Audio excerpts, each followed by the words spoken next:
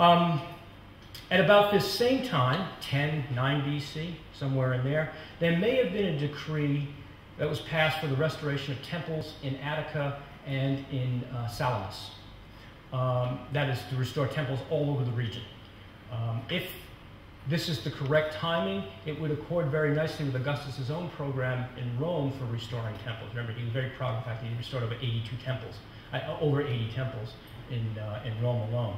I mentioned this with caution. Leslie Shear recently, well not recently, about 20 years ago, published an article in which he argues that this decree actually probably didn't come until the time of Claudius. But I tossed it in there. Now, the outlier in all this, the one Augustan building, or the building that seems to be a problem, is the so-called Temple of Roma and Augustus. Monopteros, it's a circular temple you see from the reconstruction here. And what we're looking at, this is the site itself and the east side of the Parthenon.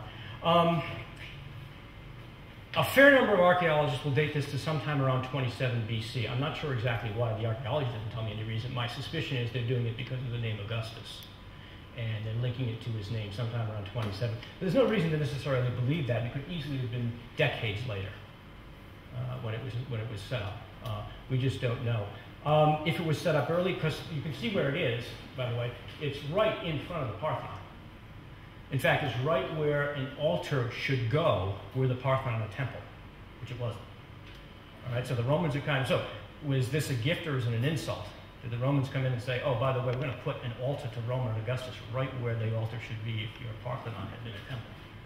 Well, take it as you will. It's kind of an outlier. But overall, after 19 BC, well, it's clear that something happened between 21 and 19 BC that clearly improved and changed the relationship between Augustus and the first city of Greece. After deliberately snubbing and punishing the city in 21, Augustus visits it on the way back in 19, and the Athenians go out of their way to accommodate him by celebrating the mysteries off calendar so that he can participate. The archaeological record indicates that only after 19 BC did serious building in Athens of the Augustan era take place, and in some cases that building was financed by Augustus himself. In the years 20 to 19 BC, Augustus spent an extensive amount of time with the Jewish king Herod the Great. This is the closest we'll come to an image of him. You people who know Jewish culture, you can't have iconography. This is actually a Renaissance depiction of him from a book. What he might have looked like doesn't matter. That's why I have it, quote unquote, Herod the Great. It is supposed to be Herod the Great. We don't know what he looked like. Herod entertained Augustus lavishly. He gave his army provisions while he was there, and he generally played the perfect host to the visiting most powerful man in the world. And as a parting gift, he gave Augustus 800 talents. Herod was always giving away money. We'd dearly love to know where he got it. But he gave away a lot of cash. It's extraordinary. Herod had been working with Romans for a long time, and he had shown himself a skillful diplomat and ally. Through the efforts of Antonius, and with the agreement of Caesar's heir Octavian, Herod had been appointed the king of the Jews in Judea by the Romans in 40 BC. By the time Augustus visited him in 20, Herod was well into his second decade of ruling peacefully one of the most fractious parts of the Mediterranean. No different today, it was the same then. If you read Josephus, it's remarkable how similar it is to what goes on today in that part of the world, Israel, Palestine, etc. By 20 BC, he was considered by the Romans, and especially by Augustus, as one of the most valuable of all Roman allies. He was the premier amicus et sacies populi Romani, friend and ally of the Roman people. That was an honorable terminology. More disparaging could refer to him as a client king. It hadn't always been that way for Herod, however. Like Athens, Herod had been an ardent supporter of Antonius. He had built structures in Antonius's name at Jerusalem. Here, we're going down to Jerusalem here, switching over, and here he built the so-called Antonia, a fortress, which this is a reconstruction of the upper right, okay? And right here is the Temple Mount, right there on the left-hand side. So this is a fortress connected to the northwest corner of the Temple Mount. These are a couple of pictures of the one tower that's still left, of the foundations of a tower, and some foundations in a wall of the Antonia fortress. But it was a huge fortress built in Jerusalem, and it was named after Antonius, all right, in his honor. He had offered to provide forces and money to support Antonius at Actium. Antonius refused. He didn't think he needed it, but Herod was there to give it to him. And so he too had backed the wrong horse in the contest for power at Rome. But Herod quickly set things straight. Herod's reconciliation, Herod met Octavian in 30 BC when he was moving down the coast here to Rhodes, and then eventually he would go to Egypt, where he would deal the final blow to Antonius and Cleopatra. Herod traveled to Rhodes and met Octavian there. And they had a meeting. And Josephus records what happened, probably fairly accurately. And Herod did not go in and plead or ask for forgiveness. He went in and he said to Octavian, I was a friend of Antonius and I'm proud of that. I helped him at every turn as a friend should.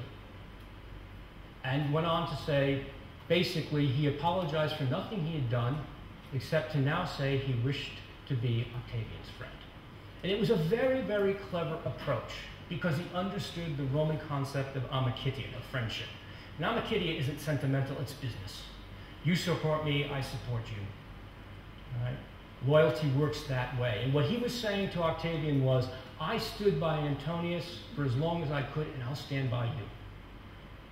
And there was a reconciliation. And Herod never lost his position. He retained his position as king of the Jews in Judea with Roman support. Obviously, Octavian needed him. This is not sentimental way. He needed him. He knew how to rule that area. And the last thing he needed was revolts in that part of the world or elsewhere as he's trying to deal with the situation in Egypt. So there was a very quick reconciliation between Herod and Augustus, and their friendship grew rapidly. By the late 20s BC, Herod had undertaken the rebuilding of Strato's Tower, which is up here. Strato's Tower, now called Caesarea. All right, so it's also known as Caesarea Maritima, one of the famous excavations or archaeological sites in present-day Israel. If he had built a fortress for Antonius and named it the Antonia, he would build a city for Augustus and call it Caesarea Sebasta, Caesarea of Augustus, basically, more or less the way that translates it. Caesarea is extraordinary. As they say, one of the most famous sites in Israel. You can see that it has a huge harbor. This is what you've got to follow here. There's this darkness under the water. That's the contour of the harbor. It had a bigger harbor than the Piraeus. It's huge. It had a temple to Roma and Augustus right there. It had a theater out here. It had a hippodrome running right along there. And it had lots of aqueducts. Here's a depiction of what the harbor might have looked like. I just tossed it in because I like the depiction, but there you have it. Lots of birds. And here are some of the remains. You can see the theater is quite impressive. A lot of aqueducts, as I said, good Roman form aqueducts. Here's the hippodrome, the turn of the hippodrome down here. Here's the length of the hippodrome here. I show you these just to show. It's a Greco-Roman city built in Israel, or built in then Judea. There it is, by a Jewish king, all right, named after Augustus. So Herod knew how to deal with Romans. He was quite effective with it. Herod would send his sons Alexander and Aristobulus to Rome to be educated, and they were given permission to live in the house of Augustus and be, as it were, his sons for their time there.